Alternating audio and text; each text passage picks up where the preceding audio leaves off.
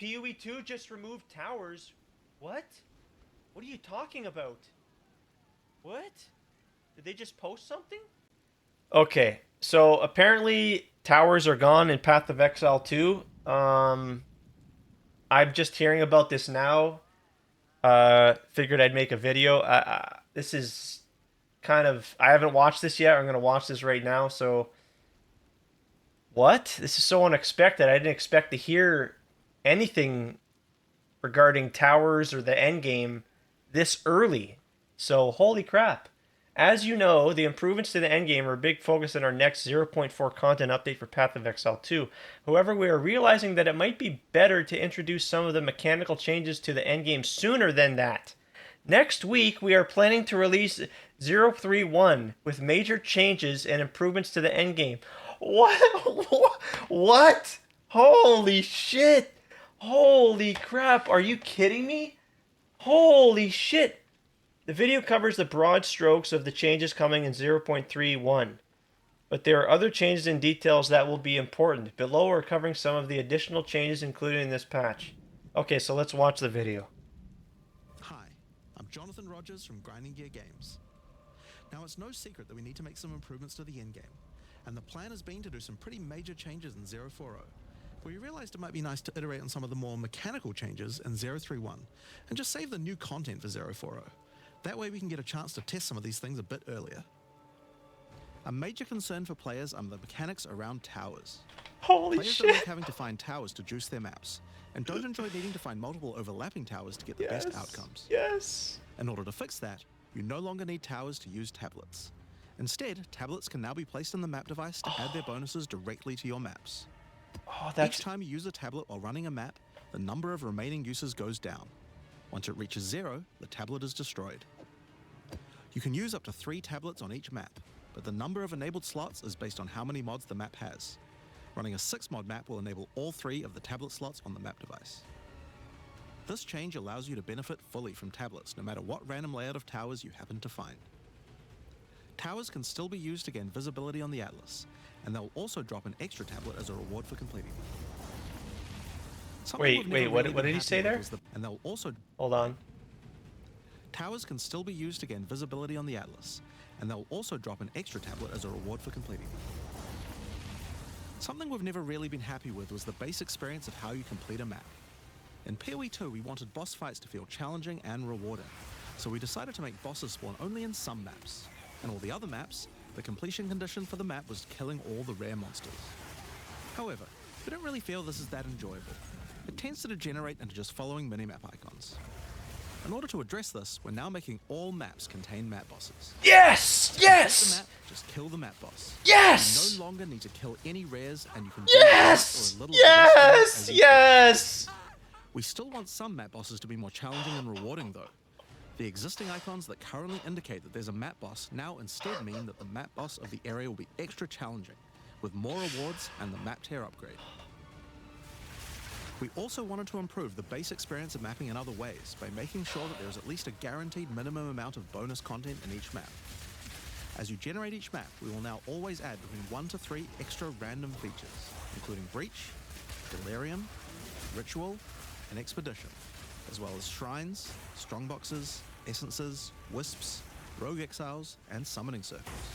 This content will be added in addition to the content added by your tablets and maps, and will be selected afterwards. This means that if you have a mob that adds an expedition which can't have more than one in a map, then we'll make sure to select something else instead. With both this change and the tower change, content icons for Breach, Delirium, Ritual, and Expedition have been removed from the Atlas. All the content you didn't add yourself will be randomly generated as you go to the area. Currently, we believe the time to complete a given map is a bit too long, so we're lowering it. To start with, we're taking the 15 largest maps and reducing their sizes. We also felt like there were just too many monsters. The size of monster packs in T1 maps was actually over 40% higher than in the interlude area right before it. This also resulted in a sudden difficulty spike at the start of endgame, if your build wasn't able to handle large packs well. Getting swarmed by monsters is a common complaint in the endgame. To address that, we're lowering the number of monsters and monster packs at the start of the endgame by 30%. As you go through the tiers, the number of monsters will increase so that by tier 15, it's the same as it was before. Okay. This will also increase the difference between map tiers. Yep. We're also making a change that PoE1 already had, where maps with very open layouts have slightly lowered pack density compared to the more closed indoor maps. This was done in order to prevent you getting swarmed too much in open maps, and so Mm-hmm. we're doing this for PoE2 as well. Mm-hmm. This should significantly reduce the time taken to clear maps and reduce the difficulty that many players are experiencing as they enter the endgame. Now, there are still a lot of other new features and content that we want to add to the endgame, but we believe that these changes are a good step towards improving the base experience of mapping. Oh my god. Oh my god, dude. Holy crap. Wow. This is insane. This is huge.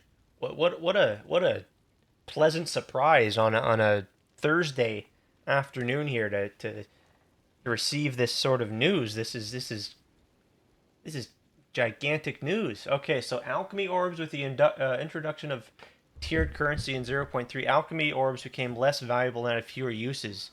To give them more function and to smooth out the process of your crafting maps, of crafting your maps, alchemy orbs can now be used on magic items. Interesting.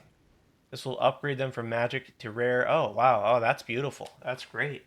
Towers and tablets. As your tablets are now directly applied to your maps, this means you can now apply the content you desire to every single map you run, assuming you have the tablet supply. However, the ceiling for the amount of content can apply to a single map has been lowered.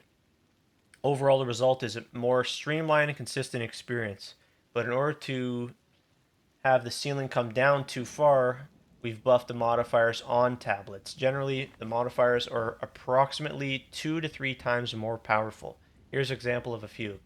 Collectors now have their value 10 to 30% increased rarity from 7 to 10. Oh, wow.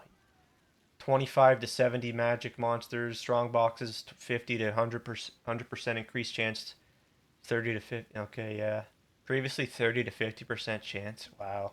We've also added a few new modifiers. Area contains additional shrine, additional strongbox essence, one additional rogue exile, Asmiri spirit. Area contains additional summoning circle. Area has 25 to 50% increased chance to contain a summoning circle. Here's some of the pieces of information to know about tablets. Unique tablets have their own individual number of uses. When using tablets in the reforging bench, the resultant item can have the sum of the input tablets as the remaining number of uses. However, this value cannot exceed. Okay. When in an inventory like your personal one or stash, the number of uses on remaining on each tablet can be seen on the bottom right. Existing tablets have been applied. Okay. Map size. Some maps took considerably longer to navigate than others. Reduce the size of the following maps: Augury, Bastille, Blooming Field, Channel. Okay. Yeah. Holy crap. Atlas trees. As a result of the changes, uh, such as every map now containing a map boss, we have to make modifications to the Atlas tree. For example, the Crystal Realm notable on the map boss tree, which previously added an additional essence to areas, now only applies to areas with powerful map bosses. Note this results in effectively no change. Okay. Map boss tree apply to map bosses with the effect of a few notables now specifically applying to map bosses with powerful map bosses. For example, fit for a king notable applies to all map bosses. Additionally, you'll notice a number of other nodes changing throughout the core Atlas tree to account for mechanical changes around towers. We've tried to make sure these are kept approximately the same before and afterwards, so your Atlas trees will remain the same. Citadels have now had their spawn rate increased by 66%. Whew! Wow. Wow. This is major. This is major. Modifiers that cause the area to be covered in chill chalk ground now cause much less ground to be covered. Oh, wow. This is awesome. Yes. We have fixed a few problems with map boss difficulty was not applying to many multi-form bosses. So a few of the maps with deadly map bosses will now be more difficult as a result. It was okay. Alongside these changes mentioned above, the patch contains various improvements and fixes to the plethora of issues. All the details will be covered in the. Dude, this is insane. I can't believe this. Holy crap.